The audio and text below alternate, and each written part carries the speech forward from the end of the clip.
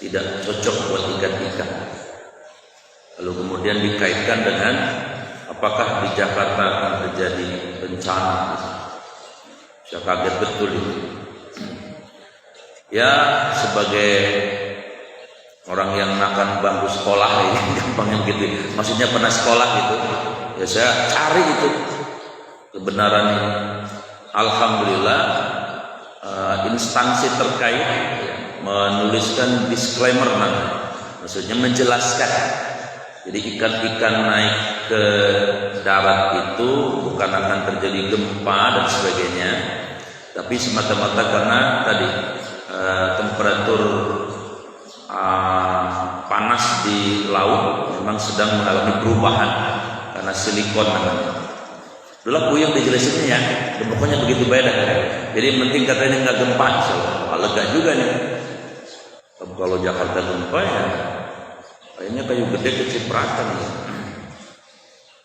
Itu yang pertama yang bikin saya kaget. Yang kedua, saya berita lagi di Bandung, di daerah Lembang, itu monyet-monyet pada turun ke kampung.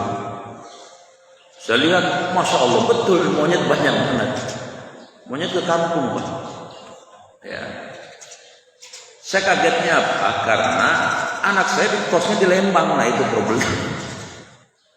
Lagi kuliah kan di UP ya. Nah, jadi ini juga kemudian diberitakan di situ bahwa kalau monyet-monyet sudah turun ke kampung, sama berarti ada suasana yang tidak cocok buat si monyet-monyet itu. Dan itu bisa pertanda adalah bencana juga. Waduh, saya cari-cari lagi nih. Apakah Bandung juga mau gempa gitu? Jadi saya cari-cari, alhamdulillah pihak terkait mengatakan memang beberapa akhir ini ada evolusi monyet-monyet karena mereka kehabisan bahan makanan gitu. Jadi ini siklus alami katanya. Alhamdulillah saya lega juga. Kebayang Lembang kena gempa, anak saya terus di sono lagi. Anak perempuan, kalau orang lanang mendingan anak perempuan. Saya telepon, Salma bagaimana di Bandung? Aman bi, alhamdulillah. Nah yang ketiga kagetnya adalah berita Garut. Ya, lihat di online Garut ini gempa. Ya, langsung saya nyetel TV. Mana ada gangguan itu? Pas media, ini TV kagak ada gambar. Saya cari-cari lagi, benar Garut gempa. Ya, Garut gempa. Cuman ada perbedaan gempa Garut dengan gempa Cianjur. Bedanya apa Pak? Yang tahu boleh pulang. Hah? Kenapa? Skala, bukan skalanya. Kedalamannya, Bang boleh pulang ya? Ya bisa boleh pulang. Jadi kenapa Apung Cianjur itu tingkat kerusakannya dahsyat betul? Karena dangkal gempanya itu. Sementara ini yang di Garut 109 km dari kedalaman, ini jauh banget gitu. Jadi kerusakannya bukan di atas ya, mungkin di sekitar lempengannya itu. Ya. Hah? Kalau turun lanyang banget Bang, 109 kilo man. Dari sini kemana? Sini ke Merak kali itu. Jadi lama. Iya, jadi tapi BNPB kemarin mengatakan sedang menginventarisir tingkat kerusakan-kerusakan dan mengidentifikasi korban. Mudah-mudahan sih tidak ada korban. Insya Allah. Kalaupun ada korban umpamanya yang meninggal, insya Allah orang yang kena gempa ya, asal orang Islam ya, orangnya rajin ke masjid umpamanya, tidak maksiat dan sebagainya, insya Allah matinya mati syahid. Karena di dalam Islam itu ternyata pas setelah saya cari-cari hadisnya, orang mati syahid itu ada 22 macam. Ada 22 macam. Kita kan tahunya orang mati syahid itu yang perang doang ya selama ini. Ada 22. Ya. Yang pertama, orang mati syahid itu adalah yuqatiluna fi sabilillah fayaqtuluna wa yuqtaluna. Orang yang perang bela agama mati, itu mati syahid. Itu dalilnya di surat At-Taubah 111. Wah, nanti dikoreksi kalau salah. Innallaha ashtara minal mu'minina anfusahum wa amwalahum bi anna lahumul jannah yuqatiluna fi sabilillah fayaqtuluna wa yuqtalun. Innallaha, sesungguhnya Allah, ishtara, telah membeli minal mu'minin, dari orang-orang beriman, anfusahum, jiwa mereka, wa amwalahum, harta-harta mereka, bi anna lahumul jannah, dengan surga. Dibeli jiwa orang beriman, harta orang beriman. Siapa mereka? Yuqatiluna fi sabilillah, mereka yang berperang di jalan Allah, fayaqtuluna wa yuqtalun, mereka membunuh atau terbunuh. Ini namanya orang kalau meninggal mati syahid.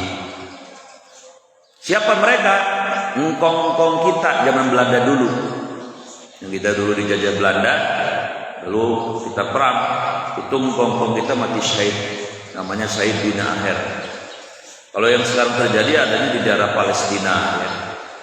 Kalau di Indonesia belum ada, karena Belandanya nggak datang lagi kemari.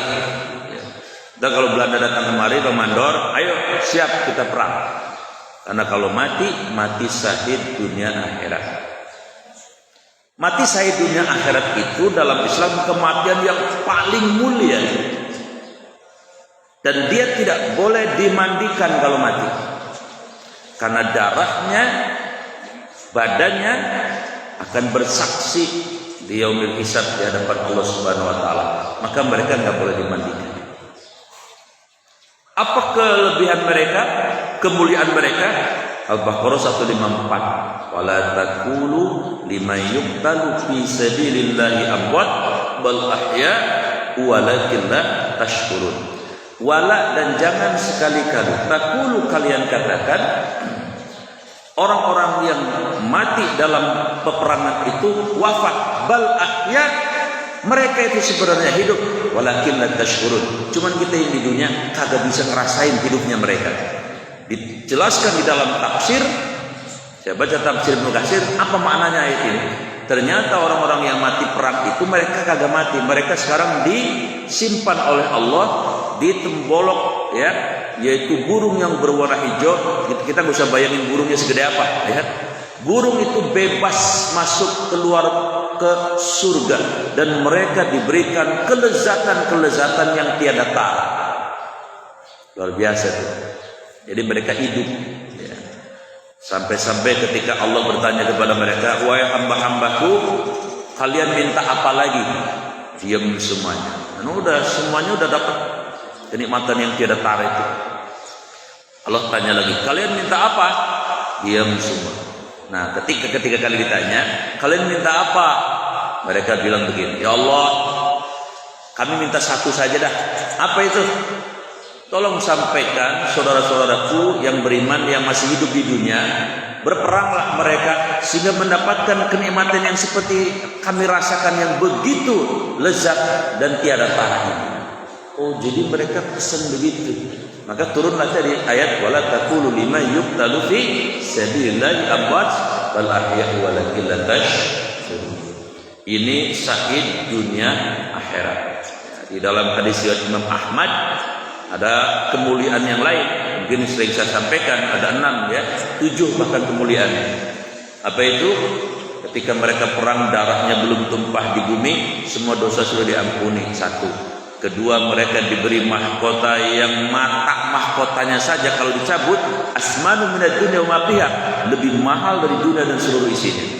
Yang ketiga, mereka itu diberikan fasilitas memberikan syafaat kepada 70 keluarganya. 70 keluarganya dosa diringankan. Yang keempat, mereka tidak dihisab. Yang kelima, mereka tidak mendapatkan siksa kubur. Yang keenam, ketika syakaratul maut, mereka diperlihatkan indahnya surga.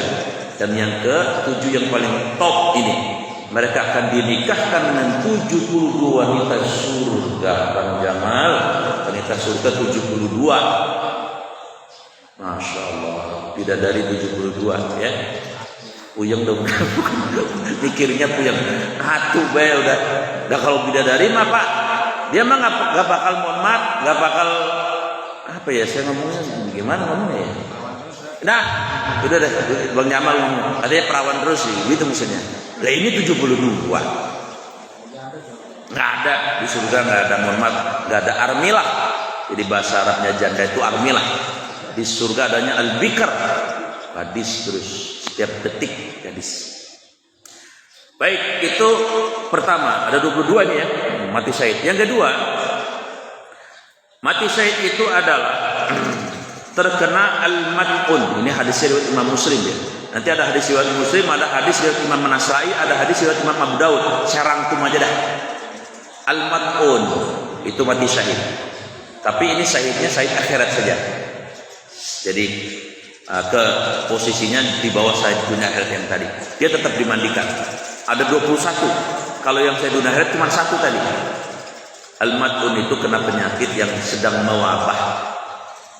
Taun, covid, malaria, disentri, demam berdarah, cikungunya, flu burung, sapi, apa itu namanya? Flu sapi apa benar?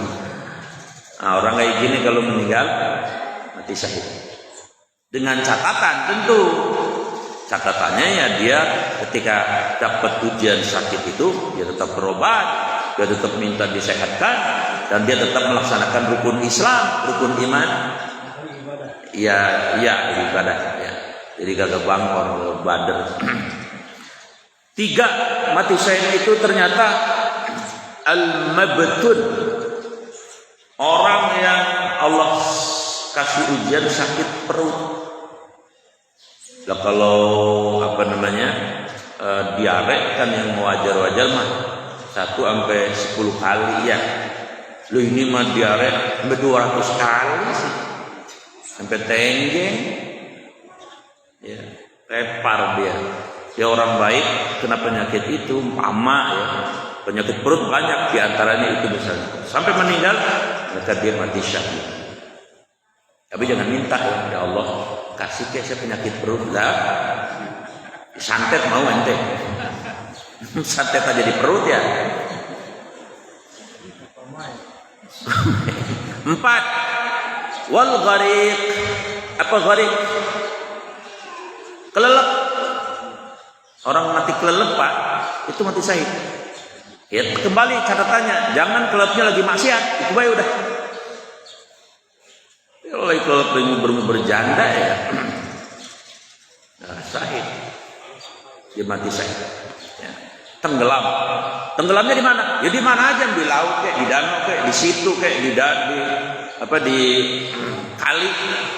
Bahkan kalau perlu tenggelam di termos. Kalau termosnya segede masjid mah. 3 ya itu ya. 3 ke 4. 4. Yang kelima, sahibul hadmi. Nah ini Cianjur kena benda berat. Ya, ketimpa benda berat maksudnya. Ya kan gempa kena ketimpa benda berat. Emang gempa ketimpa tahu, lah benda berat. Atau berbenturan dengan benda berat maksudnya. Tukang kelapa metik kelapa, emang kerjanya tukang metikin kelapa. Ngelamun kali dia, pleset, jatuh. Di bawahnya ada batu. Palanya rengat, mati syahid. Tukang kelapa. Tapi kalau tukang nyolongin mangga mati jatuh, lah itu ya kagak syahid. Sahibul hadmi. Yang ke-6, fi sabilillah. Orang yang bersungguh-sungguh di jalan Allah. Melalui apa sungguh-sungguhnya? Apa baik, apa saja. Bisa melalui ideologi, bisa melalui politik, bisa melalui ekonomi, bisa melalui budaya, bisa melalui pertahanan, bisa melalui keamanan. Hansip itu bisa mati syahid. Dia ngamanin warga nih, sekampung misalnya, nggak ada yang gaji. Pokoknya dia jagain betul. Kalau ada yang macam-macam, saya turun tangan. Ikhlas karena Allah. Hansip, dia sungguh-sungguh mati syahid itu. Umpama kata dikeplak sama penjahat misalnya. Lah hansip kalah senjata, kasih pakai rotan, pakainya beceng. Kalah hansipnya meninggal mati syahid. Kalau dia bersungguh-sungguh di jalan Allah. Itu DKM bersungguh-sungguh nih, pikiran dicurahkan untuk masjid, tenaga, mungkin dana. Itu DKM kalau Allah takdirkan wafat, dia bersungguh-sungguh karena Allah, mana ada yang gaji. Itu bisa mati syahid. Ya. Orang yang berjuang di bidang apapun, ya, di bidang ekonomi kah, di bidang budaya dan sebagainya, yang penting fisabilillahnya tadi, di jalan Allahnya tadi. Ya, itu yang ke-6. Yang ke-7, orang mati syahid itu ya ini kita talabul ilmi, at-talib fil ilmi. Orang yang mencari ilmu yang diridhoi Allah, yang ilmu santet, ilmu yang diridhoi Allah. Ilmu apa saja? Wabil khusus ilmu syariah. Ya kayak kita nih lagi ngaji begini. Supaya ada orang ngaji atau misalnya anak kita yang di pesantren kan lagi pada nyari ilmu tuh. Anak kita sedang kuliah, asal dia lurus lempeng benar dan diniatkan nanti ilmunya akan disumbangkan untuk dirinya, keluarga, lingkungan, bangsa, agama. Meninggal orang lagi cari ilmu itu sah. Meninggal itu sahih, ya. Terutama anak santri kita yang sedang di pesantren. Itu yang ke-7. Yang ke-8, sahibul haraqi. Apa sahibul haraqi? Mati kebakar. Nah, di riwayat An-Nasa'i ini, orang mati kebakar. Kebakar itu tidak harus dengan api. Bisa dibakar dengan apa? Orang kebakar itu. Yang kejadian kemarin di Bogor. Ada pegawai apa itu namanya PLN 4 orang sedang benerin apalah itu ya listrik ya, karena ada petir waktu itu 4 orang pekerja itu jatuh ke bawah.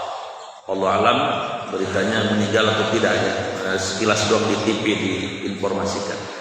Andai mereka meninggal, baik terkena petir ya api, atau kesetrum listrik juga api, atau kebakar kayak di Jakarta, terjadi kebakaran, itu mereka mati syahid. Sekali lagi catatannya, jangan waktu terbakar dalam keadaan bermaksiat. Nah, itu yang ke-8. Yang ke-9, siapa lagi orang bisa mati syahid? Kasbal halal. Siapa kasbal halal? Para laki-laki yang nyari duit, nyari nafkah. Niatnya kalau udah dapat duit itu buat anaknya, buat istrinya, buat keluarganya. Ya dia mah ambil dah sedikit dah buat beli apa kayak samsu ya. Tapi selebihnya buat keluarga. Itu laki-laki yang begini itu kalau ketika bekerja wafat maka dia mati syahid. Para laki, para suami ya. Dengan catatan yang dicari halal ya, digunakan juga untuk hal-hal yang tidak ada yang haram dan kerjanya juga bagus ya. Yang ke-10, hafidul usrah, itu bisa mati syahid. Orang laki yang jagain keluarganya, laki-laki yang jagain keluarganya, ngelindungin. Misalnya begini, ya lihat di jalan bininya diboncengin orang, siapa dia? Tegur, bang, lu buta lu ya? Kenapa? Itu bini gua, kenapa lu boncengin? Diboncengin ya. Orangnya galakan dia, namanya ditegur. Lah bini lu mau buat? Lah, enak banget ngomong. Udah ya. Palang pintunya muncul, wah, Cikokol, Cimande keluar semua. Kalah. Yang punya bini kalah. Mati lagi. Mati syahid. Sebaliknya, kalau ada laki-laki melihat keluarganya ya sedang dibawa orang misalnya, anak perempuannya dibawa orang, dia diem baik. Bang, iya. Ono anak perawan abang dibawa orang mana namanya. Lebih baik, berarti anak gua malaku deh. Laki-laki yang kayak gini kata Nabi, la yadkhulu al-jannah, enggak masuk surga. Dayus namanya. Jadi dia tidak peduli dengan keluarganya. Tapi kalau yang peduli itu kalau mati mati syahid. Itu namanya haqidul usrah. Yang 11 adalah harisul amwal. Itu bisa mati syahid. Siapa harisul amwal? Ini enggak cuma laki, perempuan juga bisa. Laki kek, perempuan kek, yang menjaga hartanya dari direbut orang. Yang paling gampang nyontoinya motor dibegal, gampangnya begitu deh ya. Yang paling gampang begitu. Ibu-ibu lagi naik motor, stop. Harta lu apa motor lu? Nyawa lu apa motor lu? Wah, geget ya ibu-ibu digituin ya. Tapi ini si ibu rupanya berani. Gua kagak peduli. Dilawan begalnya. Tang. Ya namanya perempuan dah. Allah umpama kata meninggal tuh si ibu, mati syahid. Ya, makanya kemarin waktu hari Sabtu yang lalu saya tuh dapat tugas kuliah subuh di daerah sono, Paradis, Perumahan Paradis. Victor sono yang mau Pamulang. Ya kan kalau dari Cilupang ke Victor jauh bener Bang. Mana subuhnya sekarang jam saya datang jam 3 berangkatnya, sejam ke sono. Jam 3 sendirian, gue rasono, raga kekuetan, sepi bener. Saya mikir, bawa mobil, bawa motor ya. Rumah-rumahnya mah kalau bawa motor ini ribet, nih rusak, saya di stop di jalan. Kebayang aja dibegal di jalan, ya nggak lucu Ustaz dibegal ya. Ya kalau Ustaz mah ikhlas, lu bawa lu motor. Dan pulangnya pakai apa saya gitu kan? Jadi kebayang begitu. Tapi hanya saya putusin, saya bawa mobil aja dah. Alhamdulillah bawa mobil sambil zikir. Alhamdulillah dah nyampe sono jam 4 lebih 7 menit gitu ya. Jauh banget kan. Nah jadi kalau ada yang punya, bahkan termasuk seorang karyawati ya, jagain Alfamaret, Indomaret, tiba-tiba datengin orang bawa pisau, serahin duit yang ada di kasir. Tapi dia berani, enggak, ini harta bukan punya saya cuma dikasih amanah, lu macam-macam gue jagain, berantem tang lah kasih mati saya. Gitu kira-kira. Berikutnya adalah ummu waladat sobiyaha, ma hamil, ngidam dulu ya, ngidam hamil, terus bocahnya lahir brojol. Nah, begitu brojol, emaknya kekurangan hemoglobin darahnya. Akhirnya kata dokter, pilihannya 2 sama lakinya dia. Ini kalau nggak anak, emak. Ini kejadian nyata. Itu dimintai izin tuh ibunya. Kemarin beritanya muncul ya, di daerah Bekasi apa di mana? Hanya ibunya ngomong sama dokternya, dokter, biar saya aja yang mati. Emaknya mati. Anaknya hidup lagi. Itu hebatnya emaknya. Dahsyatnya. Seorang ibu itu rela demi apapun ya, demi anak. Kadang-kadang ngeselin anak, emak ya, sama bapak. Ya sama bapak dah sama sebetulnya. Bapak juga ya bertanggung jawab dunia akhirat ya. Kadang-kadang kalau ada anak yang berani sama mama bapaknya itu, kalau boleh ngomong lu gue masukin lagi bayi lu terus lah. Buang baru. Nah jadi wanita, para ibu, makanya yang masih ada peluang ngelahirin lagi baik. Karena kalau ngelahirin itu syahid. Yang berikutnya mati syahid itu adalah al-hajj wal umrah. Siti Aisyah, ibunda Aisyah nanya sama Rasulullah, "Ya Rasul, ar-rajulu ya yarhabuna aduwahum fi ma'rakah. Kaifa hunna?" Kata ibunda Aisyah, "Rasul, para laki-laki perang mati syahid. Kita perempuan bagaimana? Apa kudu perang? Apa jam Nabi? Jihadun nisa al-hajj wal umrah. Tidak, kalian tidak harus angkat senjata. Cukup dengan pergi haji atau umroh, kalian dianggap sama pahalanya seperti laki-laki yang berperang. Jadi bang, kalau ada bininya pengen umroh, kasih duit. Ya. Kalau kagak punya duit, pinjam ke Bang Mandor. Kali aja Bang Mandor punya tanah di Ciseeng 2000 meter, belum kejual ya. Jadi begitu gampang. Jadi haji, umroh, atau haji yang bagus mah haji. Saya pernah ditanya, Ustaz, mendingan haji atau umroh nih? Saya bilang, kalau kata saya mendingan haji dah. Emang apa? Hampir sama biayanya. Umroh kadang 30, 25 minimal 30, 35. Haji 35. Beda dikit. Yang kedua, kalau udah haji, maaf, pasti sudah umroh dalamnya. Kalau haji di dalamnya ada umrohnya, bisa berkali-kali. Yang ketiga, orang kalau udah daftar haji niat, andai pun kagak kesampean daftar hari Minggu ini, ntar malam mati, tapi udah bayar udah niat, tetap pahalanya sempurna, pahala hajinya tetap sempurna di mata Allah. Begitu maksudnya. Ya tapi kalau kagak udah pengen banget ngebet banget sih ya udah di umroh aja semua. Atau kalau yang duitnya banyak, haji yang nggak pakai nunggu, namanya haji apa? Apa itu namanya? Furoda. Masya Allah. Saya kemarin waktu di Sorong masuk ke tempatnya Haji Furoda. Bibi saya, encing saya, hajinya Furoda. 300 juta apa? Saya masuk ke hotel dia, pas di bawahnya itu ada Ka'bah. Hotelnya di atasnya pas. Jadi dia ngelongok-ngelongok sama Ka'bah, enak banget. Terus saya kudu naik bis 2 kilo apa. Udah gitu udah pas di atas Ka'bah, saya naik ke atas, saya pengen ke kamar kecil. Saya buka kamar kecil, nggak ada yang kebuka, nggak ada yang bisa dibuka kamar kecilnya. Bisa diketawain sama orang Arab.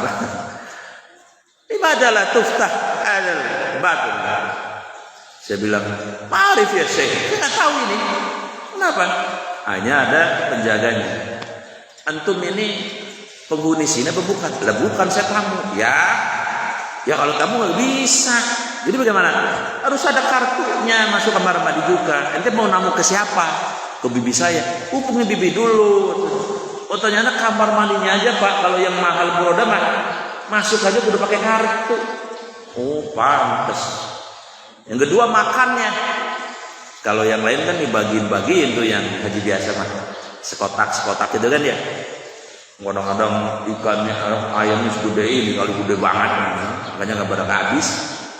Tapi kalau yang Furoda itu makannya itu pakainya kupon, dia kayak restoran, bertiga makan itu komplit itu, semua lauk pauknya. Ya cuma 300 juta. Itu duit kalau beli rengginang kira-kira berapa Bang Andor? Dapat berapa rengginang? Lelep kali masih gitu. Ya. Nah jadi ya kalau yang pengen banget ke Ka'bah ya umrah dah. Tapi kalau yang saya sih biasa-biasa aja. Ya udah haji aja. Karena tadi orang kalau udah daftar haji dan niat, walaupun nggak kesampaian, dia tetap dapat pahala haji. Innamal a'malu binniyat. Yang ke 14 mati saya itu adalah qaulul haq. Apa qaulul haq? Kata Nabi, afdul jihad qaulul haq inda sultanin jair. Afdol jihad adalah mengatakan kebenaran di hadapan penguasa yang zalim. Ya. Jadi kalau ada orang demonya ikhlas asli karena memang ingin membela masyarakat rakyat, itu namanya mereka sedang jihad. Ya. Asal demonya asli itu jihad mereka. Nah, kenapa kok disebut orang yang mengatakan kebenaran di hadapan penguasa yang zalim itu disebut jihad? Karena resikonya berat, Pak. Iya. Kalau penguasanya zalim banget, itu bisa langsung dipoto pakai laser itu. Kalau zaman dulu mah zaman Bang Mandor muda namanya Petrus. Tiba-tiba udah mati dikarungin. Itu resikonya. Zaman dulu ada tuh Petrus. Orang di Kali Angke kirain mah apa karung isinya orang. Mepet terus pembunuhan misterius. Ya kalau zaman sekarang mungkin resikonya agak ringan, cuman penjara. Ya penjara juga menyusahkan luar biasa. Makanya jarang-jarang yang berani. Saya yakin nih semajid ini nih yang berani mengkritik nih paling 1-2 orang. Jangan kata kita orang biasa, ulama aja jarang-jarang yang berani. Tapi yang berani mah berani baik. Cuman resikonya ya ada yang dipenjara, berapa kali dipenjara mulu. Tapi yang ngedukung pemerintah mah lah dilaporin 10 kali juga kalau diproses-proses ya. Jadi berkata yang hak kepada penguasa yang tidak adil itu adalah kalau mati syahid. Yang ke-15 adalah jihad anil hawa. Jihad dalam rangka memperbaiki jiwa hati. Ini disebut dengan jihad hawa nafsu. Maksudnya begini, Pak. Coba masing-masing kalau mau jujur tulis di kertas keburukan sifat saya. Tulis di kertas, jujur. Suka iri hati umpamanya. Suka panasan. Tulis saja dengan jujur. Suka gorok. Jujur. Begitu ditulis, lah banyak juga keburukan saya. Maka gitu, jangan ada yang tahu, sendirian aja. Terus ngomong sama Allah, ya Allah, saya umurnya udah 50 nih, udah 40, udah 50. Saya berniat, nih yang jelek-jelek yang abadi pada saya ini, saya akan perbaiki dikit-dikit dah gitu. Umpama kata, dia orangnya emosional sekali ya. Gampang marah ya. Ya udah mujahadah. Berjihad tuh. Ya, walaupun mungkin kalau yang tadinya mah diledek sedikit keplak, ini mah jangan lagi jihad ini. Istighfar ya. Astagfirullahaladzim. Misalnya lagi tadinya mah kalau lihat orang sukses panasan mulu kita. Kadang-kadang kan kalau orang lagi iri hati mah nggak jujur. Begitu melihat orang sukses, udah pantesan aja dia kaya. Tuyul yang 4, tuyul. Lu bayang kalau kaya, ngiri, tuyul lagi. Nah, ditahan tuh. Saya nggak mau iri, gitu. Jadi pokoknya yang jelek-jelek, jujur saja tulis masing-masing punya. Ya, kalau yang nulis orang lain nggak tahu keburukan kita. Kan kita punya kebaikan, punya keburukan. Ini mic nggak baik ini, karena kagak kedengeran. Iya. Aduh repot Bang Mamun. Lah mati juga ini. Oh. Itu dimatiin ini, belum dihidupin. Dihidupin. Belum dihidupin, bagaimana mau bunyi? Iya ini mati sakit. Jadi intinya baik ibu-ibu bapak-bapak, jujurlah pada diri sendiri. Saya kekurangannya ini ya Allah, tapi saya mau perbaiki. Nah sebelum sampai selesai, kita terus berusaha memperbaiki diri. Kalau mati saya. Karena dia jihad hawa nafsu. Yang ke-16, amar ma'ruf nahi mungkar. Itu bisa mati saya dalam hadis riwayat Imam Nasai. Jadi orang yang tidak hanya nyuruh yang baik saja, tapi nyegah yang mungkar. Kenapa? Resiko Pak. Maaf, ada tempat tiap malam buat gaplek mulu. Karena gapleknya pakai duit. Ya. Lah kalau yang nggak berani mah, paling ya gue doa aja lah. Mudah-mudahan mereka pada insaf. Begitu dah. Yang rada beranian dikit, datang nyamperin. Udah ngapa, jangan ya. Tapi kalau yang berani bener, gue nggak mau tahu nih. Main lagi misalnya gitu kan. Tapi dia benar ya, dalam rangka untuk niatnya supaya orang tidak melakukan maksiat itu, ditusuk dia mati syahid. Itu boleh siapa saja, boleh ustadz, boleh RT, boleh RW, boleh siapa saja. Yang penting jalurnya benar tadi. Tidak ada niat untuk sentimen dengan siapapun, tapi niatnya semata-mata adalah supaya warga yang lain tidak ikut-ikutan bermaksiat, main judi misalnya seperti itu. Yang ke-17, hafidus sunnah. Kata Nabi apa? Man ahya sunnati inda fasadil ummah kamujahidina fi sabilillah. Siapa orang yang tetap berpegang kepada sunnah Nabi di tengah-tengah hidup yang penuh fitnah ini, maka dia apabila Allah wafatkan mati syahid. Ya. Umpama begini, lakinya minta ulang tahunnya undang ustaz, atau jangan ulang tahun, hajatan, ngawinin anak perempuan. Kata lakinya bilang, "Ma, mendingan kita pengajian beda." Ya, kalau pengajian kan ada mau'izah hasanah, man sanna sunnatan hasanatan falahu ajru man amila biha. Siapa yang mempelopori kebaikan maka dia dapat pahala satu dan pahala orang yang diikutinya. Bapak ngadain ngawinin anak, ngundang pengajian, bapak dapat pahala satu dan pahala orang yang datang. Lo coba. Emaknya kagak, ogah ngundang pengajian, apaan pengajian? Kagak usung. Terus bagaimana lu maunya apa? Gua mau ngundang Dewi Persik.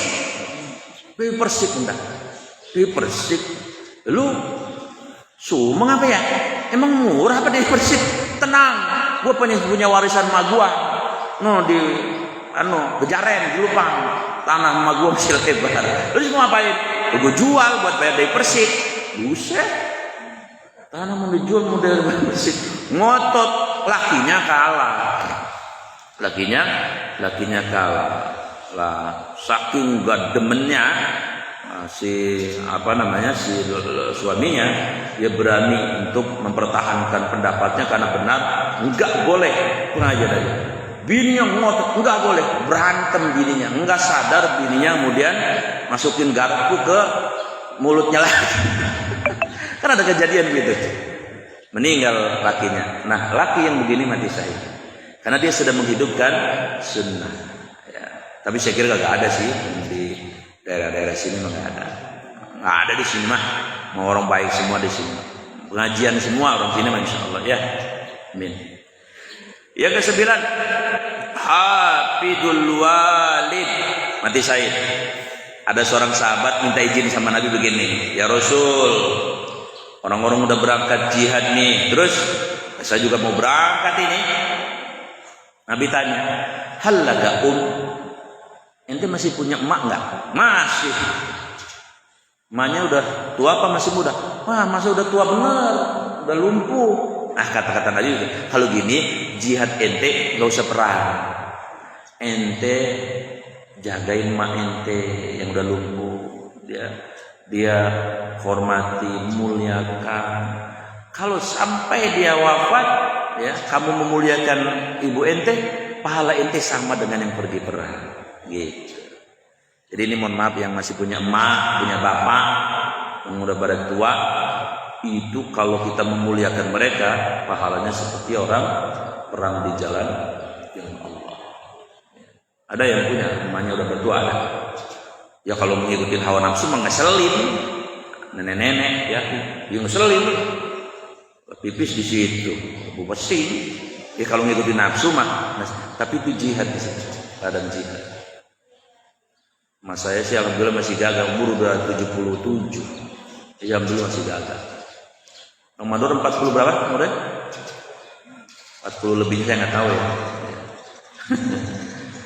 Yang ke-20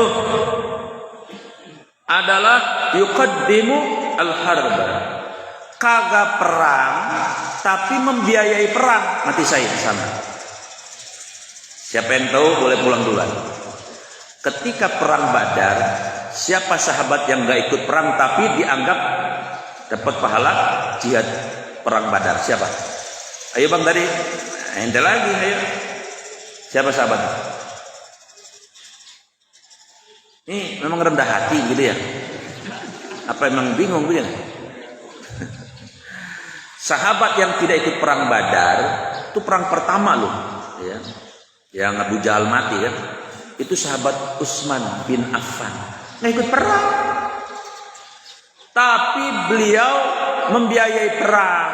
Beliau beli onta buat perang, beli kuda buat perang, maka pahalanya sama dengan orang yang perang. Jadi itu mati syahid. Nah, kemudian yang ke-21 adalah ar-ribatu. Apa ribat? Ngejagain umat Islam dari serangan musuh. Belum perang, baru jaga doang gitu. Mama kata lagi jaga tombak misalnya, kena, meninggal, syahid. Padahal belum perang, ngejagain doang. Yang terakhir adalah al-qadi fi hukmillah. Penegak hukum sedang melaksanakan hukum Allah mati. Misalnya ada hakim syariah ya. Kalau di Aceh kan ada hakim syariah. Lagi memperhatikan, menimbang, memutuskan konsiderannya ini. Nah jantung misalnya mati, hakimnya mati. Atau misalnya penjahatnya sewot ya. Dia lempar pakai apa gitu, mati itu hakimnya. Dia sedang memutuskan hukum Allah, dia mati syahid. Kesimpulannya, orang mati syahid ternyata ada 22. Ya, kita sih gak pengen mati ya. Tapi kalau wafat, mudah-mudahan husnul. Amin ya robbal alamin. Nasi uduknya udah siap ya. Jadi jangan diterusin. Atau kalau ada yang bertanya silakan bawa apa saja. Ya, silakan di pertanyaan pertama sekali yang disampaikan. Jadi ada 22 yang mati syahid. Yang ingin tanya silakan. Jadi bapak-bapak dan ibu-ibu. Juga yang mau bertanya, Pak.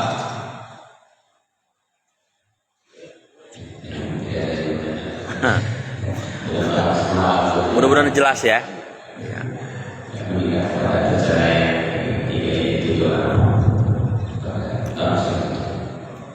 Ya bisa udah jelas, bisa udah lapar juga teman-teman, bisa juga. Makanya nggak ada yang nanya.